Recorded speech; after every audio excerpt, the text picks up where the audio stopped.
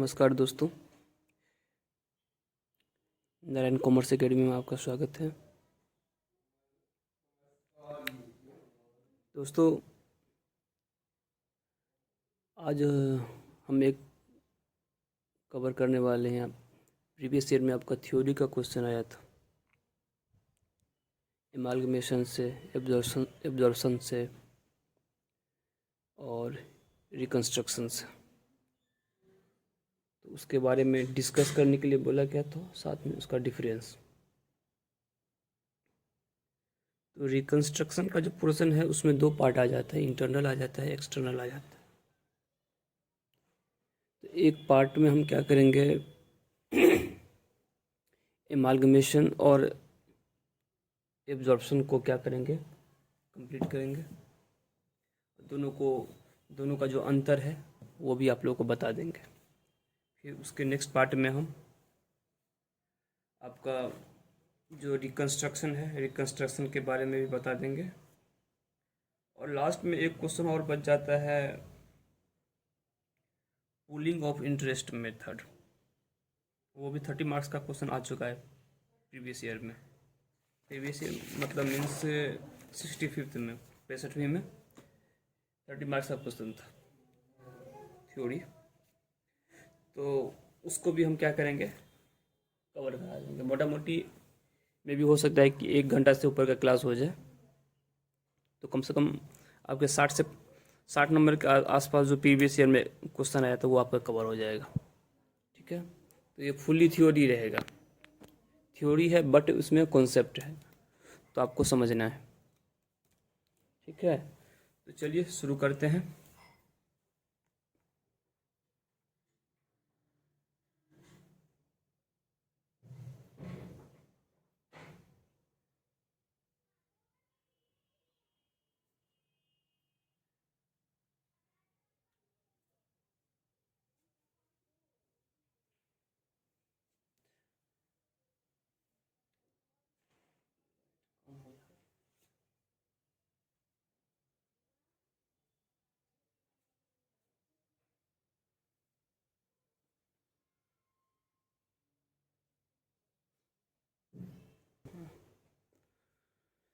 चलिए ठीक है, इसको हम शुरू करते हैं। सबसे पहले हम एमालगमेशन, जिसको हिंदी में एकीकरण भी बोला जाता है, ठीक है, उसको कवर करते हैं।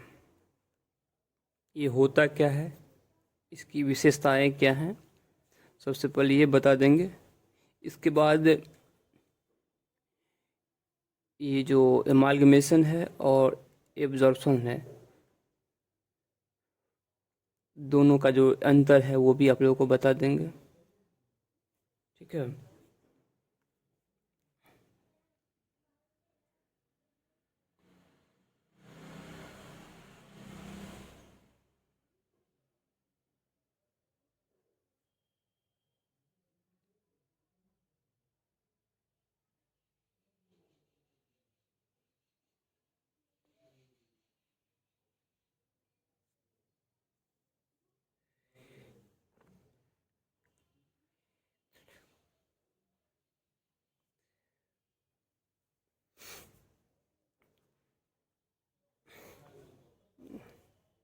देखिए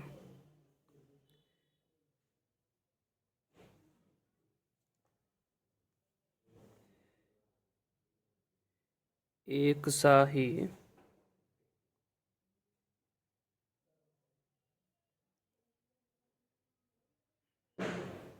व्यापार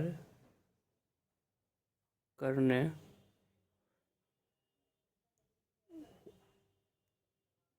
वाली दो या दो से अधिक कंपनियों द्वारा आपस में मिलकर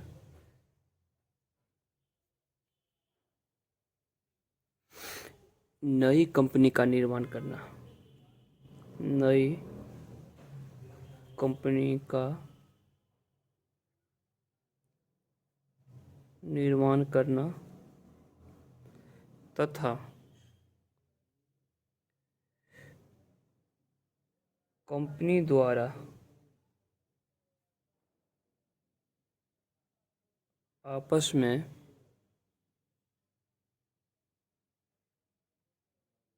मिलने वाले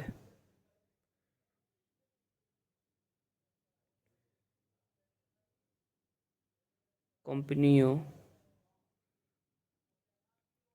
के व्यवसाय को खरीदना मतलब क्रय करना ही एकीकरण कहलाता है।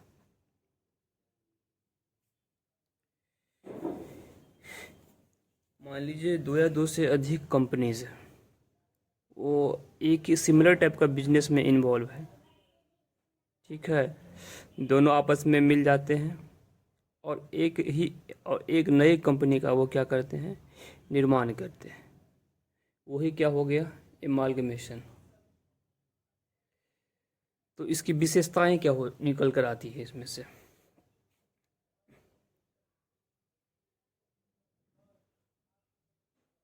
विशेषताएं जो हैं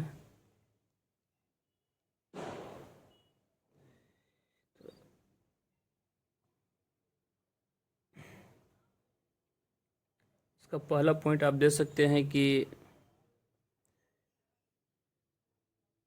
दो या दो से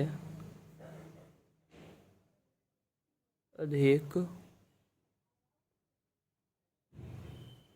कंपनियों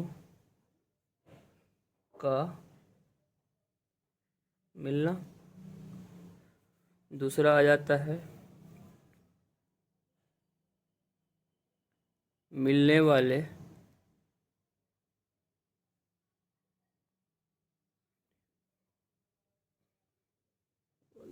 कंपनियों का जो व्यवसाय है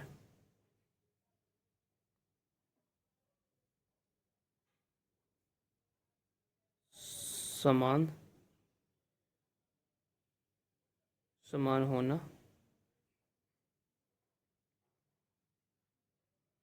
तीसरा है एक नए कंपनी का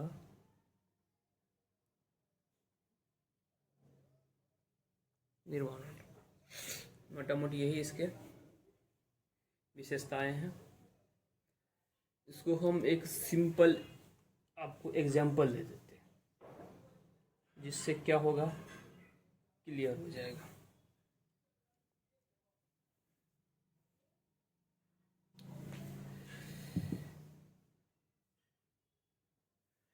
जैसे मान लीजिए कोई है, एक कंपनी है एस लिमिटेड है, एक कंपनी है एम लिमिटेड। दोनों है सिमिलर टाइप के बिजनेस में इन्वॉल्व है। दोनों आपस में मिल जाती हैं और एक नई कंपनी एक्स एम का निर्माण करती है। तो इस स्थिति में एमालगमेशन के केस में क्या होगा कि जो एस है और एम है, ठीक है, एस और एम मिलकर एक नई कंपनी एस एम का निर्माण करेगी, ठीक है। और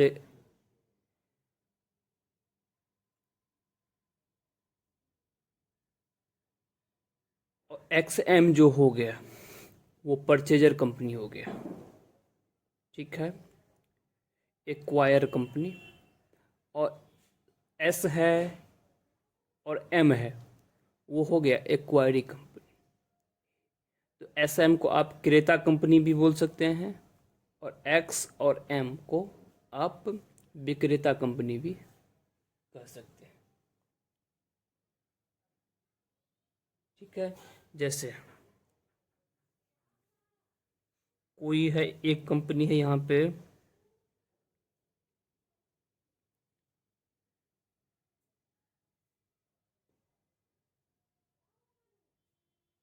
सुगा लिमिटेड। दूसरा है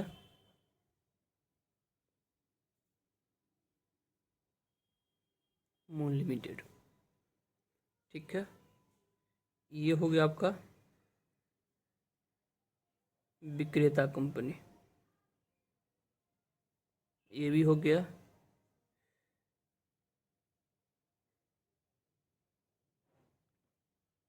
विक्रेता कंपनी। अब क्या करती दोनों मिलकर एक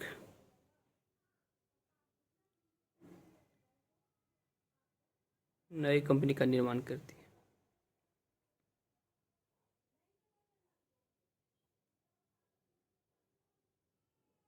सुगा मून लिमिटेड। ये हो गया आपका क्रेता कंपनी, और ये है एमालगमेशन।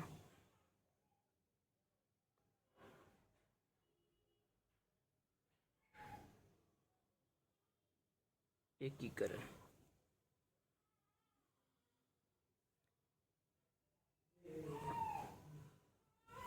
ठीक है, मेरे विचार से ये समझ में आ गया होगा।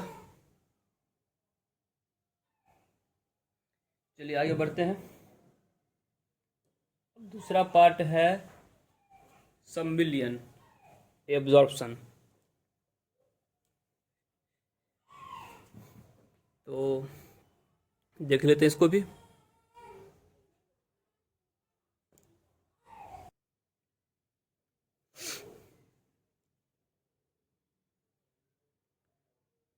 अब इसको देख लीजिए।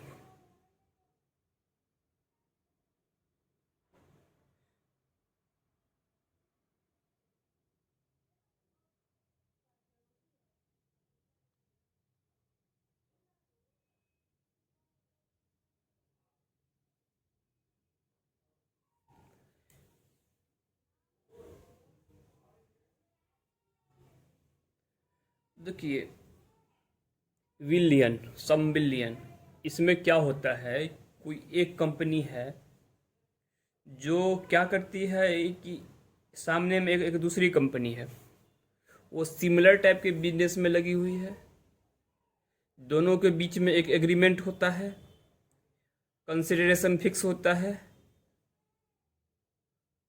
और उसको क्या कहता है कि सामने वाली कंपनी को अपने में मिला लेता है। ठीक है, तो यहाँ पे क्या हुआ कि जैसे यहाँ पे है एस, ये जो एमालगमेशन जो था, इसमें एस और एम था, दोनों मिलके क्या हुआ, दोनों का अस्तित्व है ही, यहाँ पे एग्जिस्टेंस बचा हुआ है। लेकिन एब्जॉर्प्शन के केस में क्या होता है कि एक का जो एग्जिस्टेंस है वो ख़त्म हो जाता है। ठीक है, एक का जो एग्जिस्टेंस है वो ख़त्म हो जाता है, क्योंकि उसको क्या किया जाता है, उसको उसमें मिला लिया जाता है। मान लीजिए ए कंपनी है, बी कंपनी है। ठीक है, ए ने क्या किया, बी को खरीद लिया। और ठीक है, अब बी का जो अस्तित्व है उसको क्या करता है, ख़त्म कर दिया जाता है, और सारा का सारा जो बिजनेस है वो ए में मिला लिया जाता है। यही संविलियन है। तो इसको लिखा कैसे जाए थ्योरी में, वो हम आपको बताते हैं।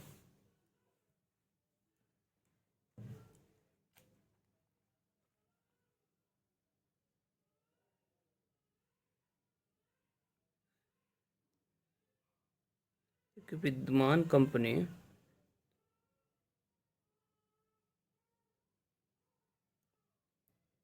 द्वारा समान प्रकृति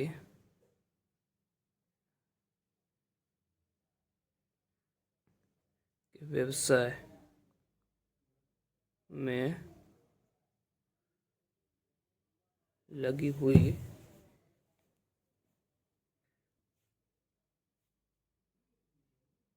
दूसरी कंपनी के व्यवसाय को एक आपसी समझौते के अंतर्गत निश्चित प्रतिफल के बदले में क्रय करना संविलियन कहलाता है। ये इसका डेफिनेशन हो गया, याद करना पड़ेगा। और इसकी विशेषताएं हम बता देते हैं।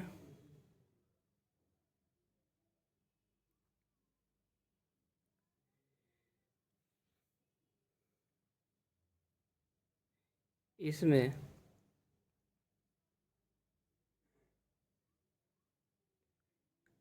किसी नई कंपनी का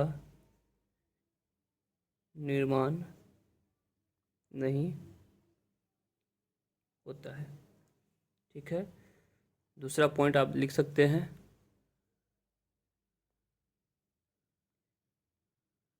क्रय के पश्चात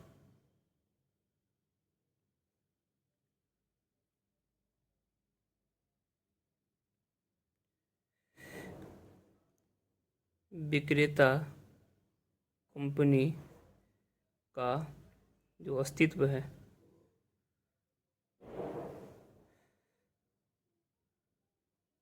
अस्तित्व समाप्त हो जाता है। ठीक है, ये बेसिक इसका कैरेक्टरिस्टिक्स हो गया। और इसको भी एक छोटा सा क्या करते हैं, आप चार्ट के फॉर्म में समझ लीजिए।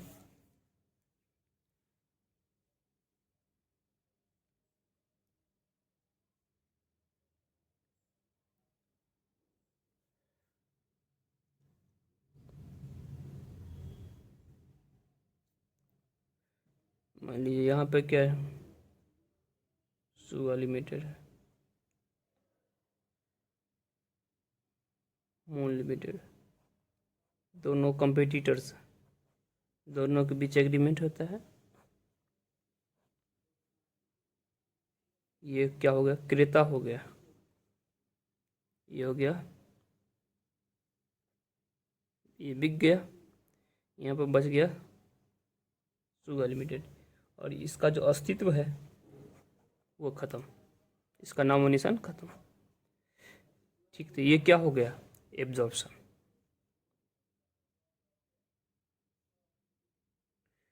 तो दोनों के बीच में जो बारीक बारीक सा जो डिफरेंस है वो भी आप लोगों को पता चल गया होगा। ठीक है, इसके अलावा भी बहुत सारा डिफरेंस है, वो हम आपको बताते हैं। और ये आपका प्रीवियस ईयर में क्वेश्चन आया भी था, इसलिए सोच रहे हैं इसको बता दिया जाए। ठीक है,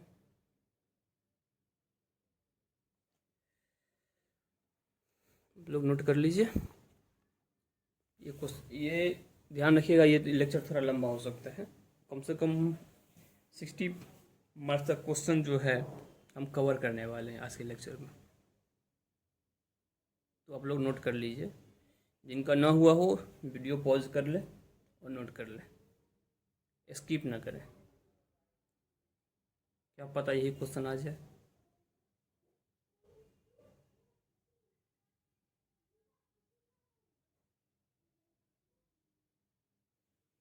ठीक है दोस्तों,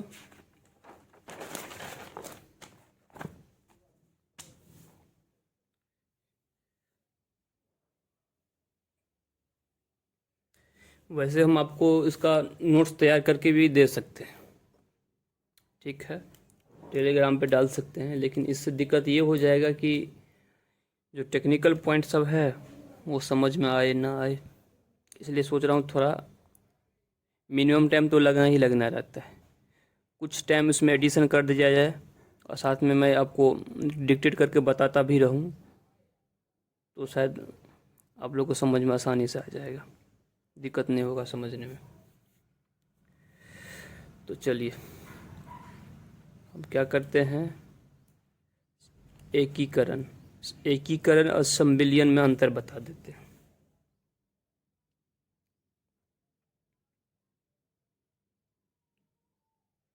एकीकरण और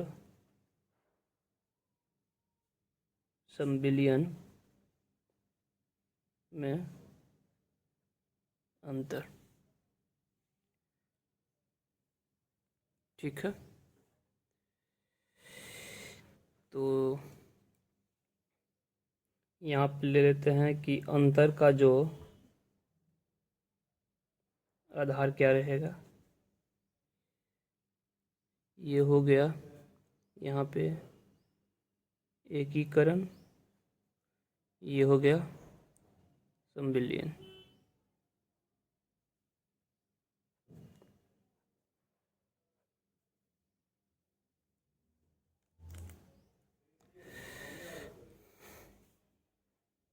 पहला पॉइंट,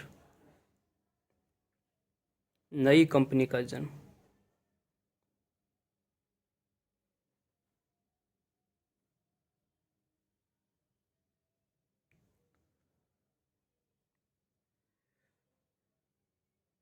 नई कंपनी अस्तित्व में आती है, ठीक है।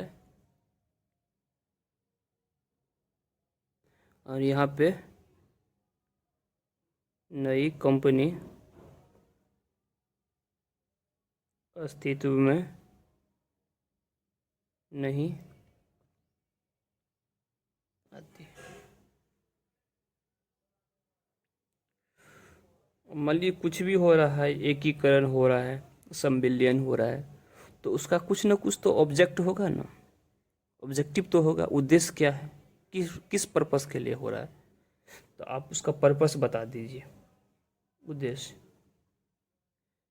तो इसमें रहता है कि कंपनियों के बीच में जो आपसी प्रतिस्पर्धा है उसको ख़त्म किया जाए।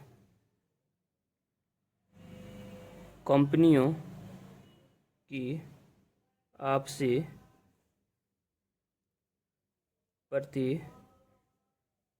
प्रतिस्पर्धा का अंत करना, ठीक है। इसमें क्रेता कंपनी द्वारा अपने व्यवसाय को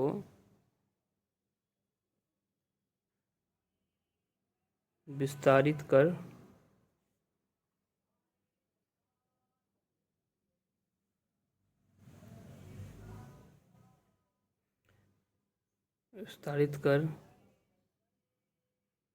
तथा विस्तारित करना तथा व्यवसाय को सुचारू रूप से आगे बढ़ाना।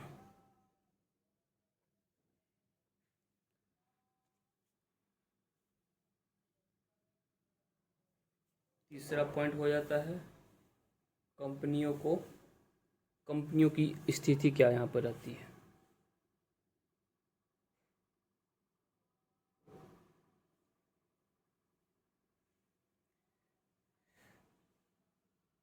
यहाँ पर ये लीजिए समापन है, समापन। इसमें क्या होता है, दो या दो से अधिक कंपनियों का समापन होता है। इसमें क्या होता है कि जिसको खरीद रहे हैं, विक्रेता कंपनी के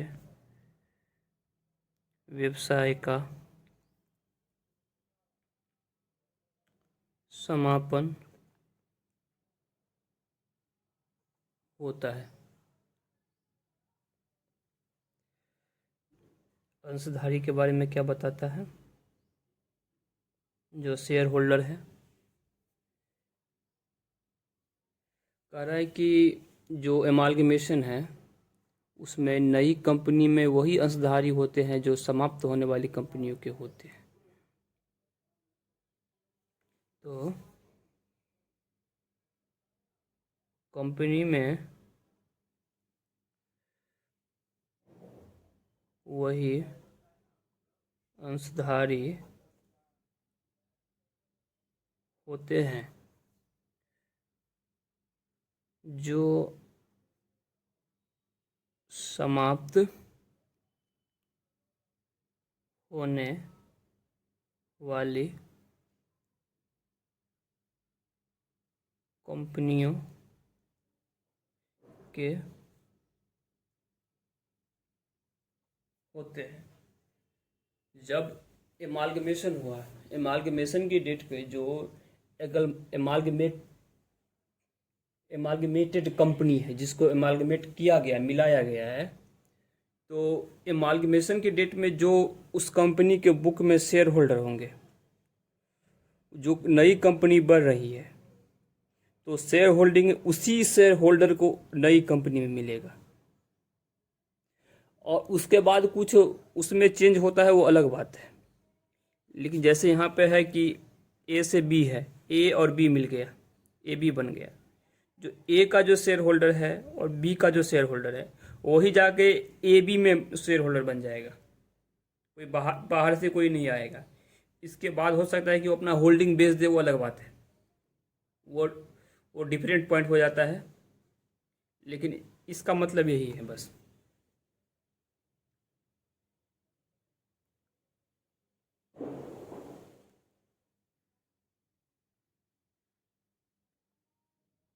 सम्मिलियन में क्रेता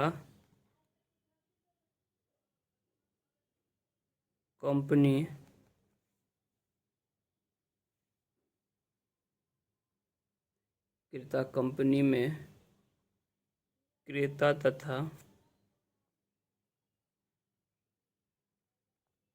विक्रेता दोनों ही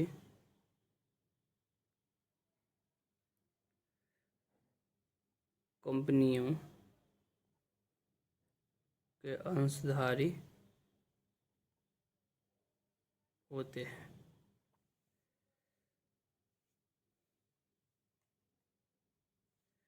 तो मोटा मोटी यही अंतर है दोनों में। आप लोग इसको थोड़ा ध्यान से याद करिएगा,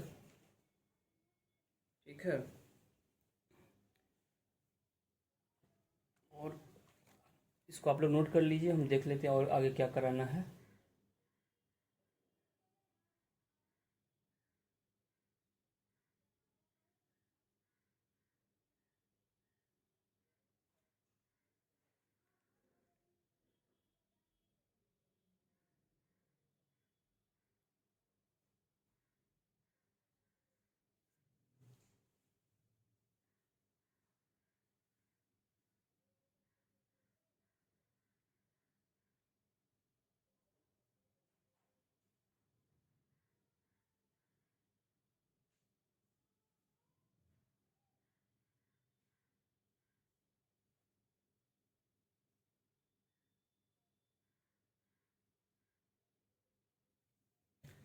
अब जो अगला पॉइंट है हम लोग पढ़ेंगे, रिकंस्ट्रक्शन।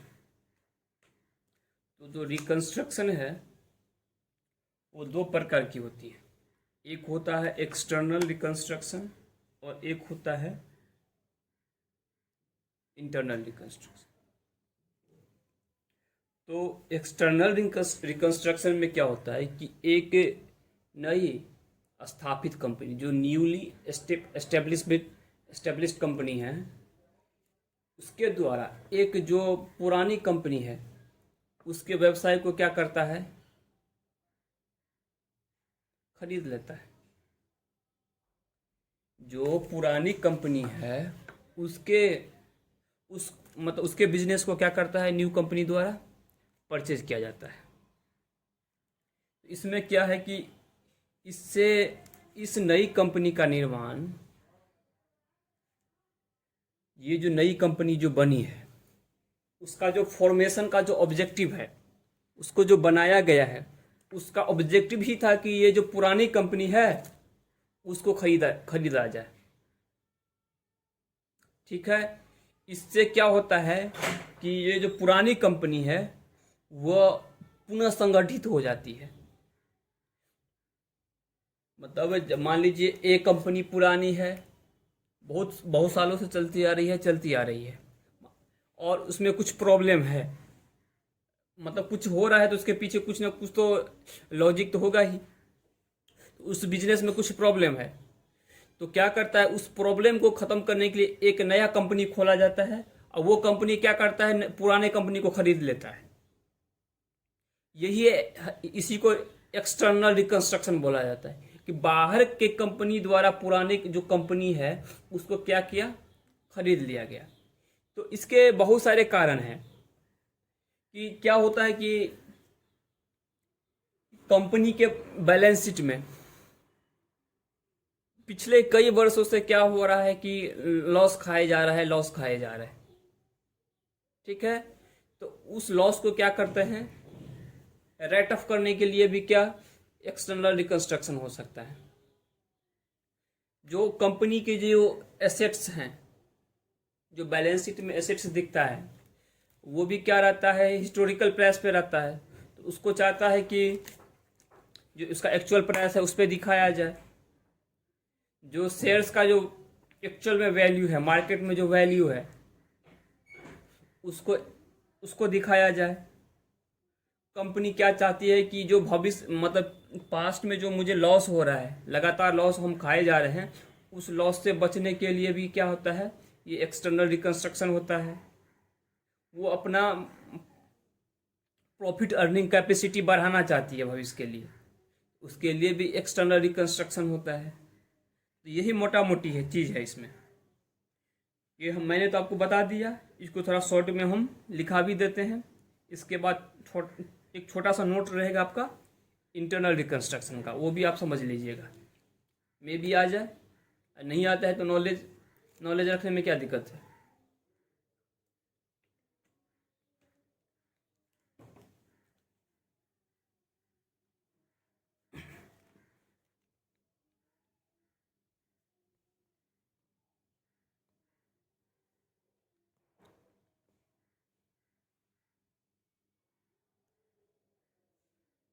रिकंस्ट्रक्शन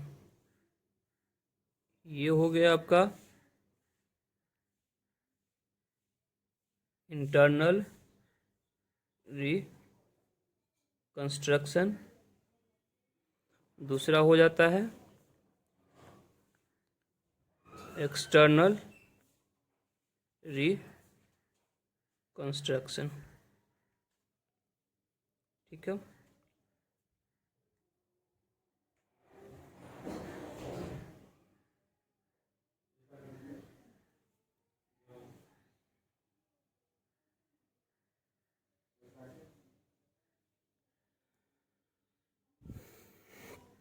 तो सबसे पहले अभी मैंने जो चर्चा किया था इसका क्या था, एक्सटर्नल का। तो एक्सटर्नल के बारे में आपको बता देते हैं।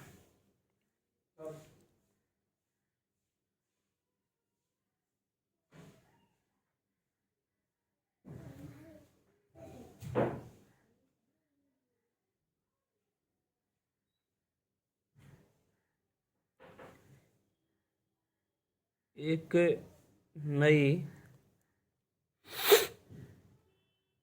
स्थापित कंपनी के द्वारा एक पुराने कंपनी के व्यवसाय को खरीदना एक्सटर्नल रिकंस्ट्रक्शन कहलाता है। ठीक है। नई कंपनी का निर्माण का उद्देश्य ही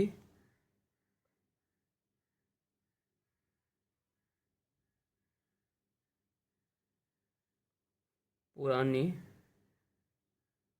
कंपनी को खरीदना रहता है। मतलब क्या कि जो न्यू कंपनी बनाई गई है, बनाने के पीछे कारण ये है कि पुरानी जो कंपनी है उसको खरीदना, उसी के लिए ये क्या हुआ है, नई कंपनी को फॉर्म किया गया है। ठीक है, तो अब ये तो इसका बेसिक डिफिनीशन हो गया। इसका ऑब्जेक्टिव क्या है, उद्देश्य क्या है, वो हम आपको बता देते हैं।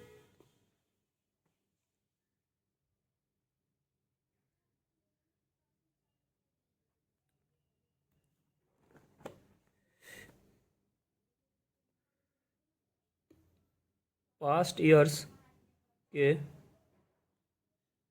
लॉस को राइट ऑफ करना।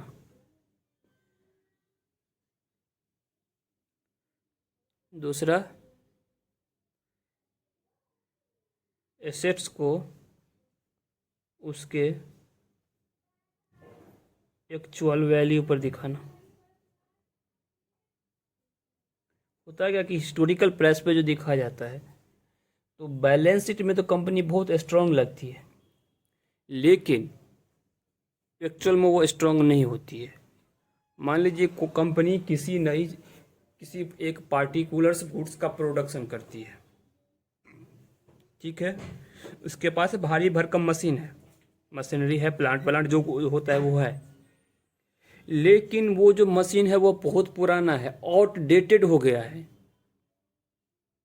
अब जो नया मशीन है, मान लीजिए 1 घंटा में 1000 यूनिट प्रोड्यूस करती है, और जो पुरानी मशीन है 1 घंटा में 100 यूनिट प्रोड्यूस करती है। जो नया मशीन है उसका कॉस्ट भी कम है, पुराने मशीन का जो कॉस्ट है भारी भरकम कॉस्ट है। तो बैलेंस शीट में तो पुरानी कंपनी जो है वो आपको बहुत बढ़िया नजर आएगा, वाह इतने रुपये का संपत्ति है, लेकिन संपत्ति रहने से क्या, उसका कैपेसिटी तो नहीं है, प्रॉफिट वो कैसे कमाएगा। जब मान लीजिए जो न्यू मशीन है उसी कैपेसिटी से तो ये दूर दूर तक मैच नहीं कर रहा है उसका कैपेसिटी, तो ये दूर में फेंका जाएगा ना, आउट ऑफ सिलेबस हो जाएगा इसका बिजनेस। तो इस कंडीशन में क्या करता है, एक्सटर्नल रिकंस्ट्रक्शन का सहारा लिया जाता है। ठीक है, तीसरा पॉइंट है, बहुत बेसिक पॉइंट है, आप लोगों को आराम से मतलब मैनुअल रिटेन हो जाएगा। अधिक पूंजी प्राप्त करना। फोर्थ हो गया, शेयर्स को एक्चुअल प्राइस पे दिखाना।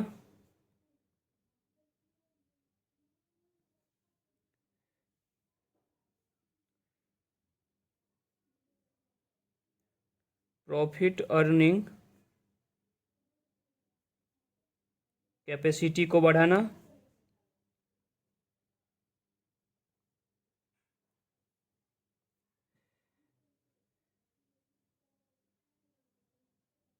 भविष्य में होने वाले हानियों से बचना।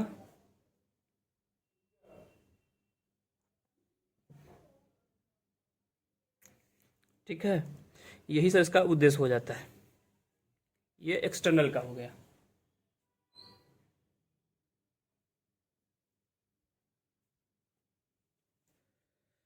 अब है इंटरनल रिकंस्ट्रक्शन।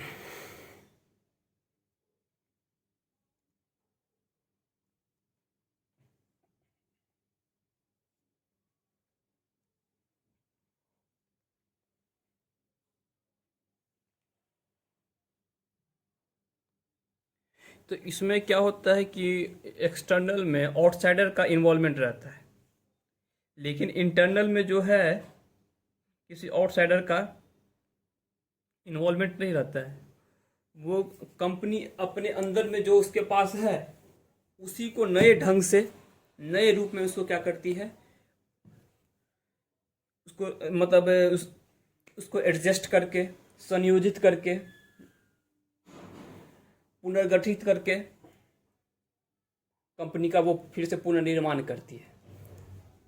जैसे बताते हैं आपको, जैसे कोई एक विद्यमान कंपनी है, मतलब एग्जिस्टिंग कंपनी है, उसके द्वारा बिना किसी नई कंपनी के निर्माण या बिना अपने व्यवसाय के समापन किए हुए जो इसका जो कैपिटल स्ट्रक्चर है, पूंजी संरचना है, को क्या करता है, वो पुनर्गठित करता है, पुनर्गठन होता है उसका।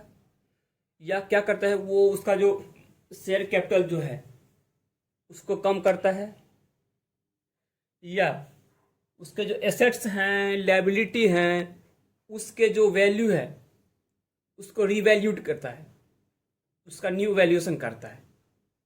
तो ये सारा मामला जो होता है ना, वो कंपनी के अंदर ही होता है, इसमें किसी बाहर वाले का इन्वॉल्वमेंट नहीं होता। क्योंकि एक्सटर्नल में क्या था कि एक नए कंपनी का निर्माण किया गया, एक नए कंपनी का निर्माण किया गया, किस लिए? जो पुराना जो बिजनेस है, पुराना कंपनी है, पुराने कंपनी को टेक ओवर करने के लिए, परचेज करने के लिए एक नई कंपनी का निर्माण किया जाता है। लेकिन यहाँ पर किसी नई कंपनी का निर्माण नहीं होता है। जो पुरानी कंपनी है वो अपने उसके अंदर में जो बैलेंस शीट में जो आइटम्स हैं उसको क्या करता है, एक नई तरीके से उसका नई तरीके से वैल्यूएशन करके, ज़्यादा करके, कम करके, जैसा भी होता है वो उस काम को क्या करता है, एग्जीक्यूट करता है। ये हो गया आपका इंटरनल रिकंस्ट्रक्शन। तो चलिए इसको नोट कर लेते हैं।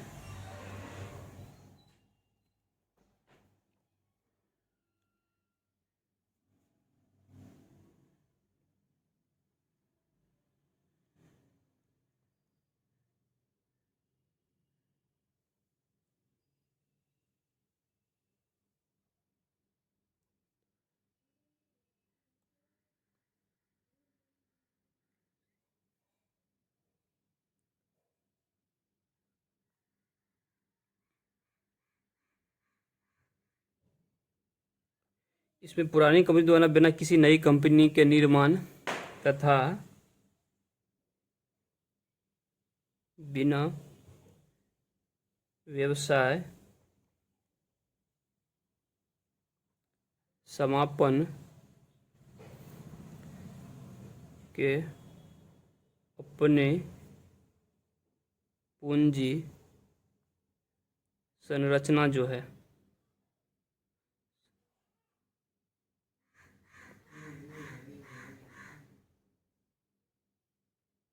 पूंजी संरचना है का पुनर्गठन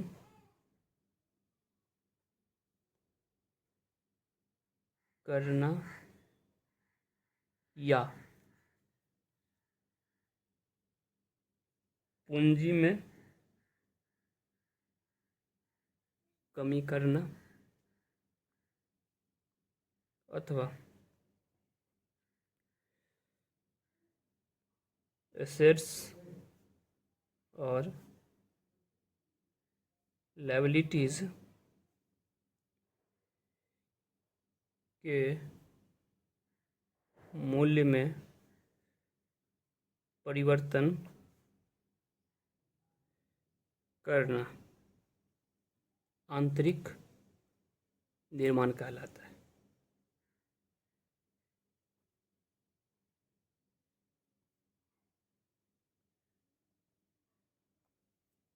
ठीक है, इसमें इसका ऑब्जेक्टिव ये है कि इसमें इस पुनर्निर्माण में कंपनी की संपत्तियों को उसके एक्चुअल प्राइस पे दिखाया जाता है। जो फिक्टिशियस एसेट्स है उसको राइट ऑफ कर दिया जाता है। गत वर्ष के जो पास्ट ईयर के जो लॉस हैं उसको राइट ऑफ करके कंपनी की आर्थिक स्थिति है उसको मजबूत किया जाता है। इसमें क्या होता है कि कंपनी के जो शेयर कैपिटल है, शेयर कैपिटल को उस रेशियो तक, उतने परसेंटेज तक कम किया जाता है जिस परसेंटेज तक कंपनी की संपत्ति के मूल्य में कमी हो गई है। मान लीजिए जो संपत्ति के जो एसेट्स है 40% से क्या हुआ, डिवैल्यूड हो गया, तो कंपनी क्या करती है 40% से कंपनी अपने शेयर कैपिटल को भी क्या करती है, रिड्यूस कर देती है। ठीक है, तो इसका भी ऑब्जेक्टिव जो है वो शॉर्ट में है, हम लिखा देते हैं।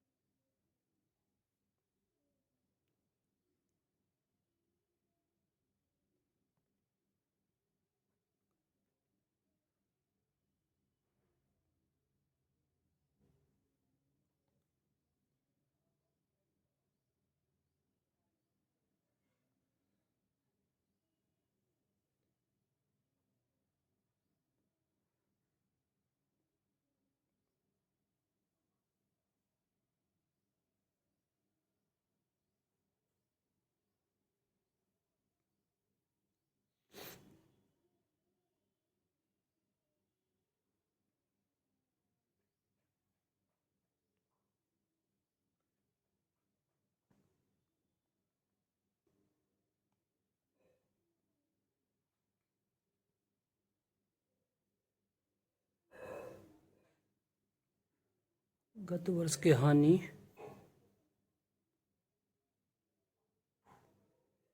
वर्षों को हो जाएगा, वर्षों के हानि को, हानि की वर्षों की संचित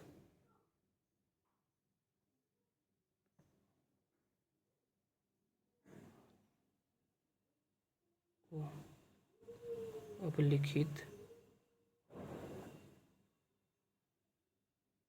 करके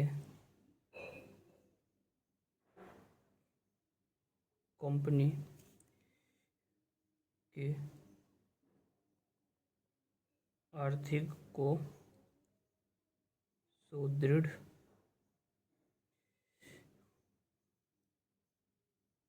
बनाया जाता है। इस पुनर्निर्माण में अंश पूंजी को उस सीमा तक कम किया जाता है जिस सीमा तक कंपनी की संपत्तियों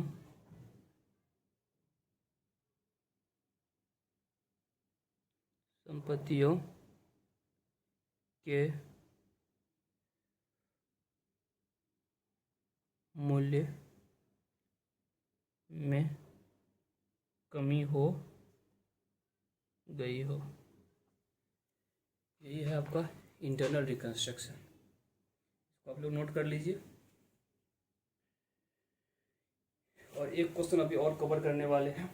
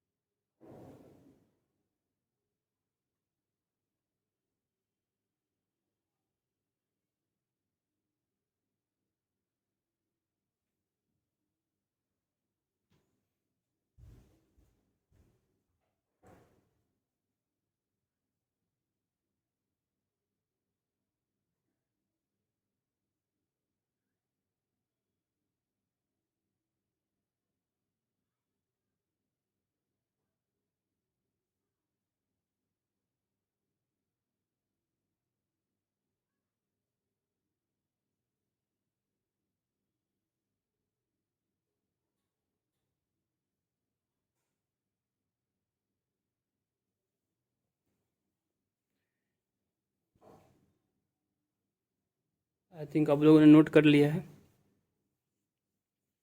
एक क्वेश्चन और है, देख लीजिए क्वेश्चन। इसे लास्ट लेक्चर में मैंने बताया था कि इसको कवर करेंगे। Explain pooling of interest method of accounting for amalgamation with suitable example. 30 marks का क्वेश्चन है, ठीक है, इसको हम कवर कर रहे हैं।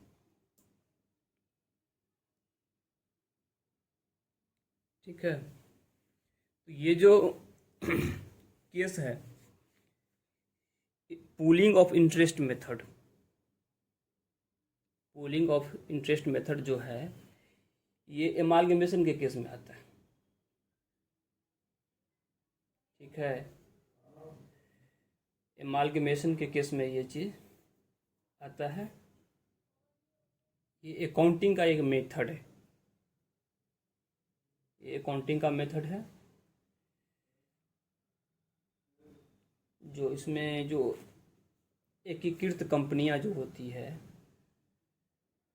उसके संपत्ति हो गया, वो दायित्व जो है एसेट्स एंड लायबिलिटी में जो परिवर्तन होते हैं और उसके फिर उसका जो अकाउंटिंग किया जाता है उसके बारे में बताया गया कि कैसे कैसे होना चाहिए। ठीक है, तो चलिए शुरू करते हैं। फुल्ली थ्योरी है, 10 मिनट लगेगा, 10 से 15 मिनट हो जाएगा।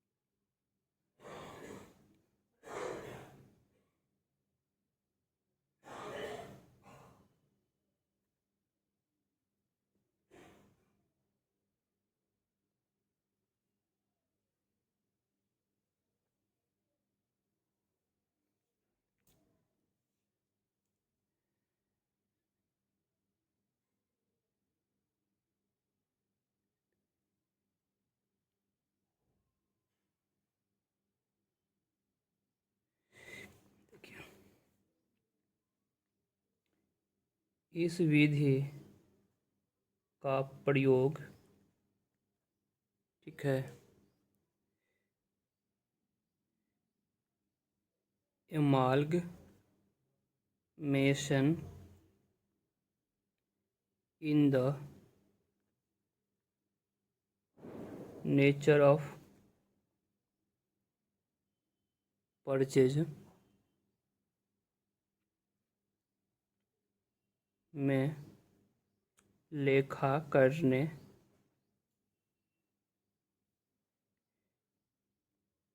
के लिए किया जाता है।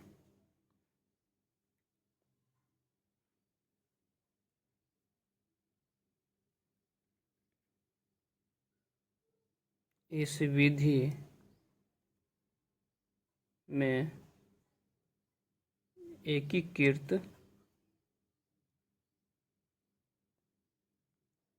कंपनियों के assets and liabilities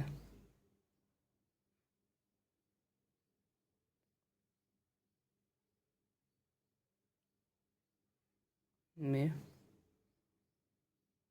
asset liabilities के वैल्यू में परिवर्तन किए जाते हैं।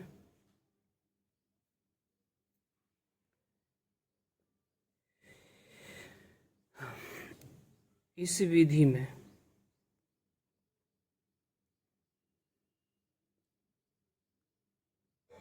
लेखा करते समय निम्नलिखित बातों का ध्यान रखना जरूरी है। इस मेथड में जो हम अकाउंटिंग करेंगे उस समय किन किन बातों का ध्यान रखा जाए उसके बारे में इसमें बताया गया है, कैसे कैसे अकाउंटिंग होगा। तो देखिए इसका जो अगर हम जो इसका पॉइंट है हम सोच रहे हैं आपको इंग्लिश में लिखा दिया जाए, इंग्लिश में आसानी से आप लोग समझ जाइएगा। हिंदी में, हिंदी का जो इसका लैंग्वेज है ना वो आपके ऊपर से भी निकल सकता है, बंसर हो जाए। और इंग्लिश का जो लैंग्वेज है इसका वो इजीली आप समझ जाइएगा। और एग्ज़ाम में आप अपने भाषा में जो आप जिसमें आप कंफर्टेबल फील करें उसमें आप लिख दीजिएगा, कोई दिक्कत नहीं है। तो पहला है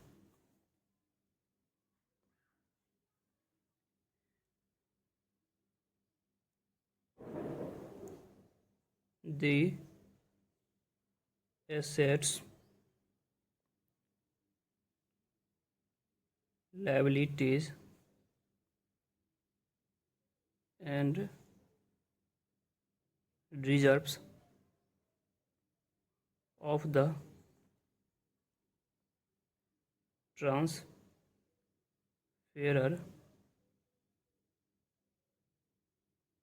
company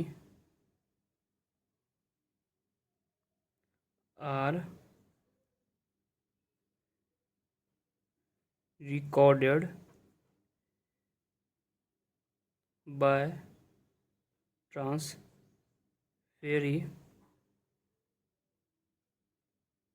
company at their existing carrying amount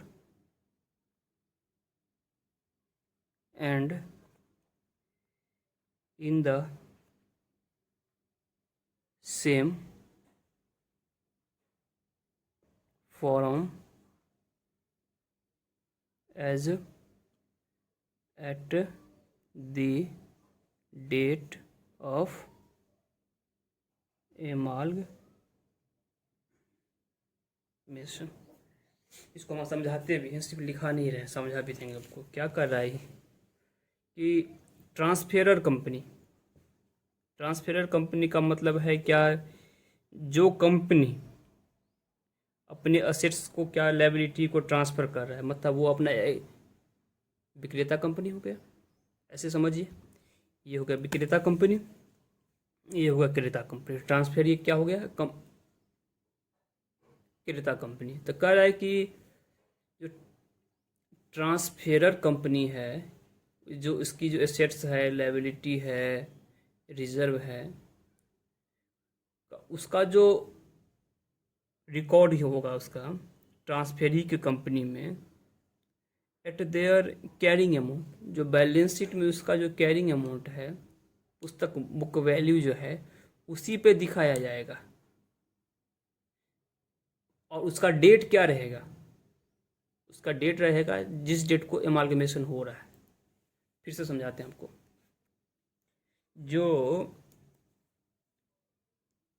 ट्रांसफेरर company है, ट्रांसफेरर कंपनी जो है अपने उसके जो एसेट्स हैं, लायबिलिटीज़ हैं, रिजर्व हैं, वो ट्रांसफ़र हो जाएगा ट्रांसफेरी में जो उसको ले रहा है।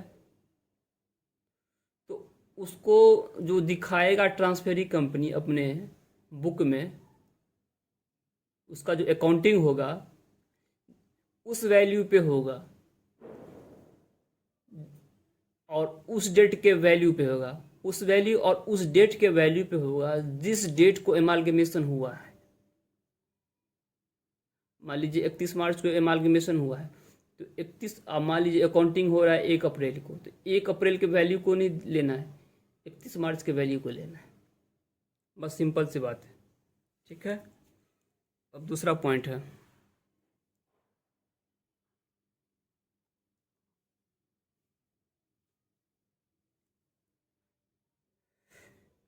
the balance of profit and loss account of the transferor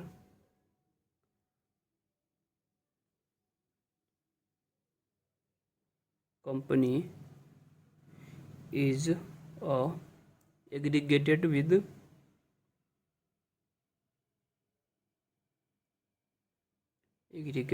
the balance of the profit and loss account of the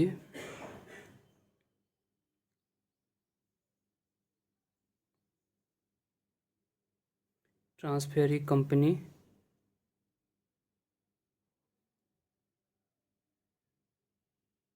और जनरल रिजर्व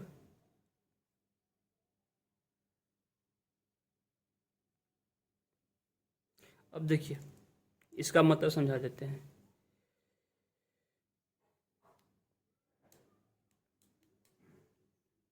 मान लीजिए ट्रांसफर कंपनी के उस बैलेंस शीट में कुछ प्रॉफिट है, तो उस प्रॉफिट को भी ट्रांसफ़र करना रहता है।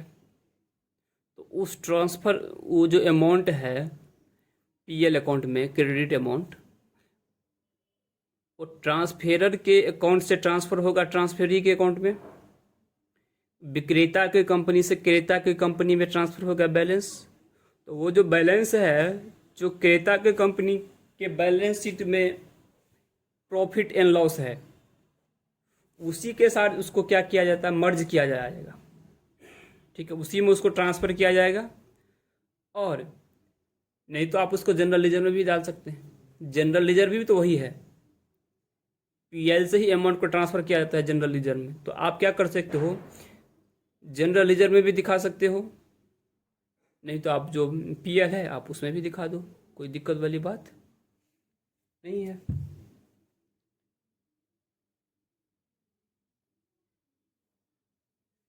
चलिए एक तीसरा पॉइंट इसका हो जाता है,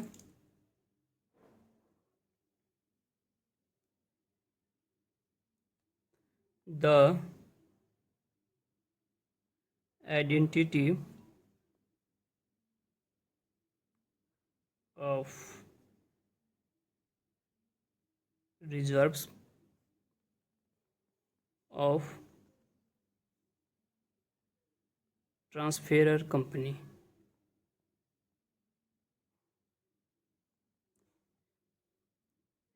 is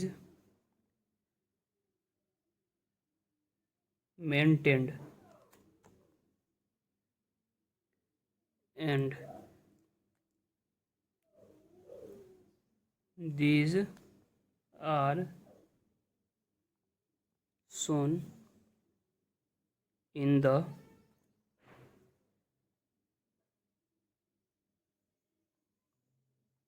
balance sheet of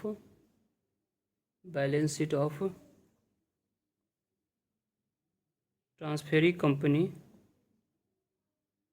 in the same form as were shown in the balance sheet of transferor company.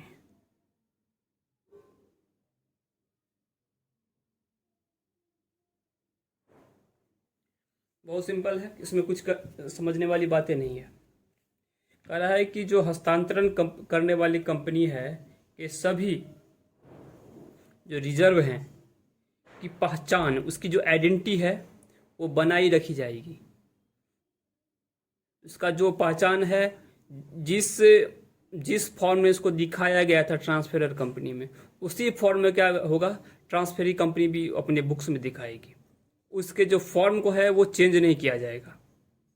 मान लीजिए कोई रिजर्व है, डिविडेंड इक्वलाइजेशन रिजर्व है, डिवेंचर रिडम्पशन रिजर्व है। तो जैसे यहाँ पे डिवेंचर रिडम्पशन DRR है, तो DRR जो इसमें ट्रांसफेरर कंपनी में है, DRR के नाम से भी ट्रांसफेरी कंपनी में दिखाया जाएगा। ठीक है, ट्रांसफेरी कंपनी में दिखाया जाएगा। इससे पहले वाला जो पॉइंट था वो PL वाला पॉइंट था, ये PL वाला था। तो PL को PL में डालिए या रिजर्व में डालिए, आप ध्यान से सुनिएगा। PL के बैलेंस को आप PL में दिखाइए या रिजर्व में ट्रांसफर कर दीजिए, नो इशू, कोई दिक्कत वाली बात नहीं है। बट अगर कोई पार्टिकुलर रिजर्व बना हुआ है, उसका अलग से हेड है, कैपिटल रिजर्व हो गया, डिविडेंड इक्वलाइजेशन रिजर्व हो गया, डिवेंचर रिडम्पशन रिजर्व हो गया, और भी कोई रिजर्व हो सकता है, जनरल रिजर्व हो गया। आप जनरल रिजर्व को प्रॉफिट एंड लॉस अकाउंट में नहीं ट्रांसफर कर सकते हो, जनरल को जनरल में ले चलो, DRR को DRR में ले चलो, डिविडेंड वाले रिजर्व को डिविडेंड वाले में ले चलो। उसमें ट्रांसफेरी में नहीं है तो उसके लिए अलग से अपना लेजर बनाओ, उसमें उसको ट्रांसफर करो, लेकिन उसके एग्जिस्टेंस को आप खत्म नहीं कर सकते हो। इन शॉर्ट, आप उसके एग्जिस्टेंस के, जो रिजर्व का जो एग्जिस्टेंस है, उसका नाम है, उसका फॉर्म है, उसको आप चेंज नहीं कर सकते हो। वो ये चीज़ अलाउड नहीं है, यही बताया जा रहा है। ठीक है, और एक लास्ट पॉइंट है वो हम लिखा देते हैं।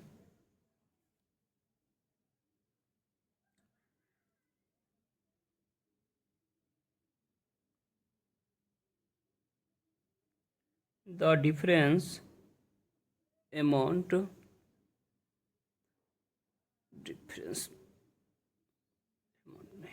difference between amount recorded as share capital issued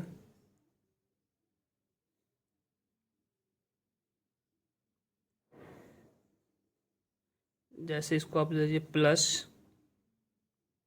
any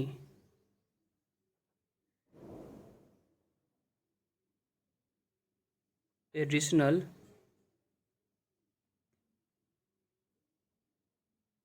consideration in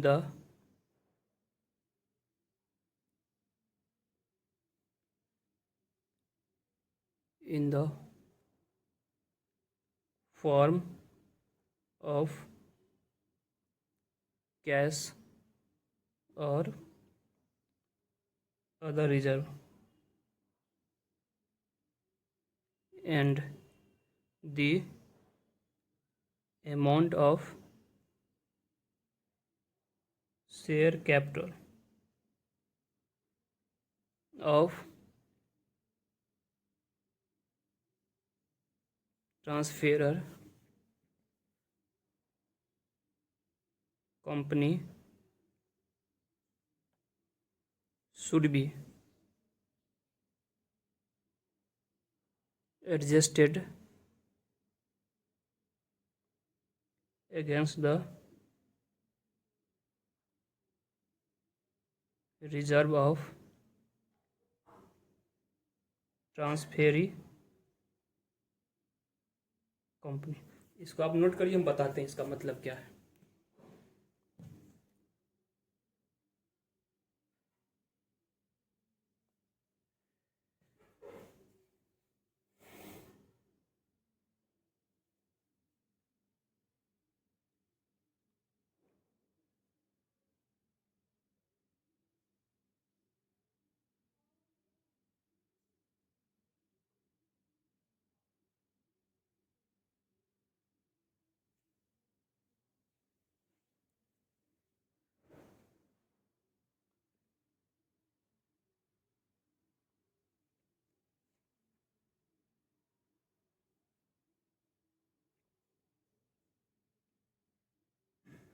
अब देखिए इसका मतलब इन शॉर्ट ये है,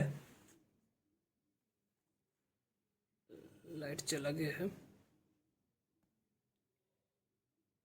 देखिए परचेज कंसिडरेशन के बदले, ठीक है, परचेज कंसिडरेशन के बदले जो ट्रांसफेरर को क्या दिया गया है, शेयर्स दिया गया है, कैश दिया गया है, ठीक है, दोनों को टोटल करके इसमें से जो ट्रांसफेरर कंपनी को जो शेयर्स कैपिटल है उसको घटाया जाए, तो अगर कुछ बैलेंस बच जाता है तो उसको रिजर्व से मतलब एडजस्ट किया जाएगा।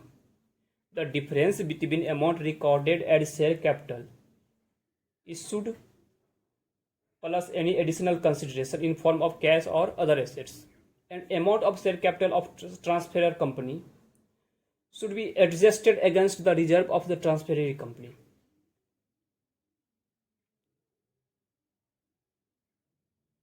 समझ में आया? मतलब क्या कह रहा है कि difference between amount recorded as share capital, जो उसको परचेज कंसिडरेशन के बदले शेयर कैपिटल दिया गया, कैश दिया गया, ठीक है, और जो ट्रांसफेरर कंपनी का जो शेयर कैपिटल है के बीच में जो अगर कुछ डिफरेंस आता है तो उसको रिजर्व से एडजस्ट कर लिया जाएगा। ठीक है, तो आज की क्लास को हम लोग यहीं पे एंड करते हैं।